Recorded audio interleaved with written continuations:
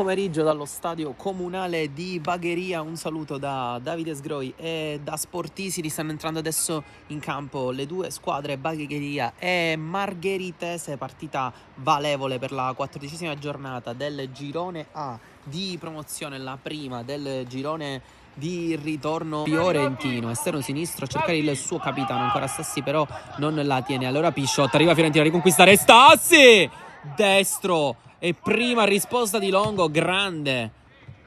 Sempre l'11 in possesso, puntato Bartoloni, chiesto il triangolo a Lupo, dentro ancora Cannova, il destro di Messina, sfiora il vantaggio la Margheritese con una Caracappa dalla bandierina. Carica col destro, dentro con la testa, palo pieno di Giorgio, poi Perricone sulla sponda, batti e ribatti nella di rigore. Gestisce e ritorna al suo numero 1. Ancora Pisciotta, che rischio su Caracappa, traversa piena, arrivo Stassi, fuori gioco, ma quante proteste, ma un fuorigioco a mio parere forse inesistente.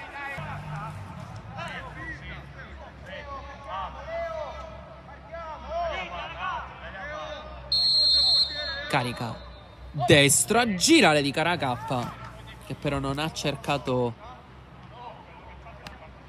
di alzare. Avanza il numero 21, punta in surplus e va sul suo mancino come sempre, poi alza lo scavettino verso Stassi, chiesto il triangolo, Fiorentino col sinistro svirgola, ma era stata costruita bene questa azione del Bagheria con la sinistra, ma lo si può trovare veramente in tutta l'azione offensiva del Bagheria. E appunto, l'abbiamo detto, Caracappa si sposta a destra, rimessa laterale, battuta verso di lui, mette il corpo davanti il numero 19 e guadagna calcio di rigore del secondo tempo e può sbloccarla. Capitano Stassi dagli 11 metri contro Longo, parte il numero 9, rincorsa corta, Stassi, Longo si butta a sinistra, lo spiazza il capitano del Bagheria, esultanza la Gyökeres per il numero 9 e vantaggio dei padroni di casa che la sbloccano.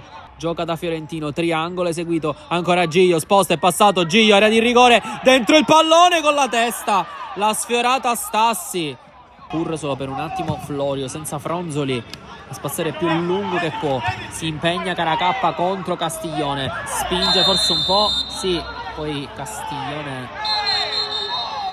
esagera tantissimo, colpo al viso su Caracappa. Caracappa è molto arrabbiato, capitano Stassi lo manda via.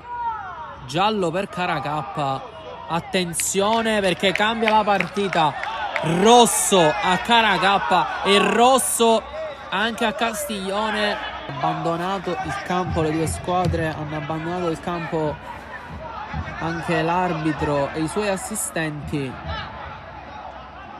È scoppiato il finimondo, improvvisamente entrambe le squadre fuori dal campo.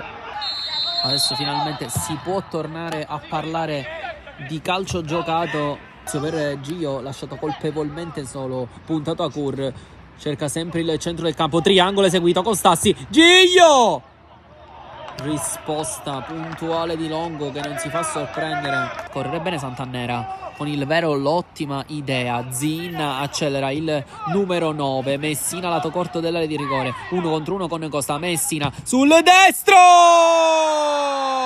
l'ha pareggiata la Margheritese con un'invenzione di Messina che chiude sul primo palo, battuto Cagnina che non vede, preferito di Giorgio.